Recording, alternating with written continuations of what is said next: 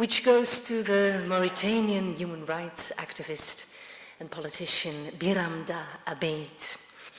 Aujourd'hui, la KU Leuven tient à rendre hommage à son engagement politique et social indéfectible.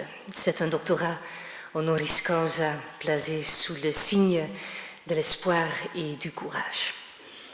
Nous souhaitons, en tant qu'étudiants et en tant que communauté académique, saluer les courageuses contributions de Biramda Abeid et lancer un message d'espoir, que son combat pour les plus vulnérables soit un exemple pour les jeunes.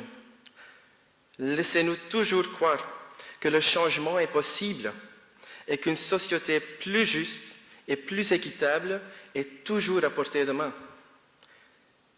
Le changement est un objectif difficile et souvent effrayant à atteindre. Mais lorsque suffisamment de personnes courageuses comme M. Biramda Abeid défendent une cause juste en laquelle elles croient sincèrement, rien n'est impossible. Pour toutes ces raisons, Monsieur le Recteur, je vous demande, sur proposition du Conseil académique, d'octroyer le doctorat honoris causa de la KU Leuven à M. Biramda Abeid.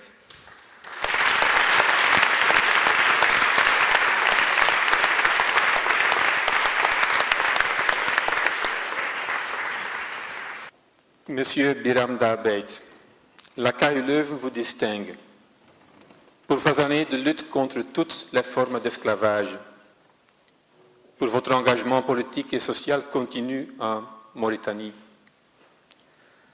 pour votre dévouement constant à la défense des droits de l'homme, mettant même votre propre vie en péril, pour votre contribution à la prise de conscience internationale relative à la persistance de formes d'esclavage avec l'IRA que vous avez créée, pour votre courage et votre persévérance, prouvant ainsi que les personnes qui se battent pour leurs idéaux peuvent apporter des changements. Voilà pourquoi, en ma qualité de directeur de la KU Leuven, je vous octroie, sur proposition du Conseil académique, le doctorat honoris causa de cette université. Et félicitations.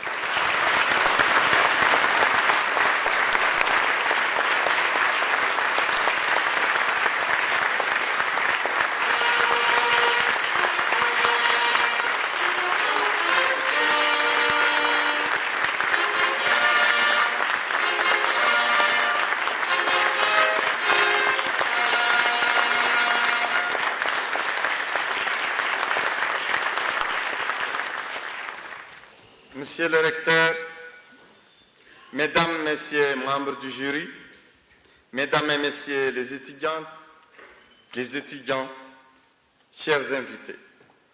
Aujourd'hui, je ressens l'honneur et la reconnaissance de mon engagement, de ma douleur et de la rumination de dizaines de millions de forçats, subjugués sous d'autres cieux, du seul hasard de leur venue au monde.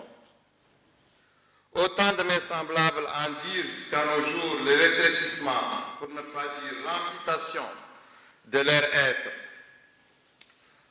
L'amputation de leur être humain sous l'emprise du travail forcé ou indécent, du mépris de couleur et de l'infériorité ethnique et de race. L'esclavage, même quand il s'estompe ou disparaît comme institution, continue à produire sur le temps étiré l'inégalité prosaïque et la honte de soi qu'entraîne la moindre conscience de ce savoir amoindri dès la naissance. Un descendant d'esclave s'émancipe au travers de sa descendance et toujours dans l'obstination pour ne récolter in fine que l'évidence de son humanité. Vous semble-t-il concevable de souffrir et de mourir pour une évidence? Malgré sa banalité, l'article est trop cher payé, mais nous autres rejetons de parias esclaves n'avons d'autre choix. La liberté s'impose à nous, non en termes de faculté, mais en termes de survie. Je vous invite à redécouvrir le sens de cette vocation contrainte par les exemples familiers à l'entendement de l'Europe dans la littérature de la Shoah et celle du Goulag. Mais soyons équitables et ne nous interdisons pas l'ironie du paradoxe. Si l'humour et la politesse du désespoir, la lucidité ne dédaigne les coquetteries de la franchise.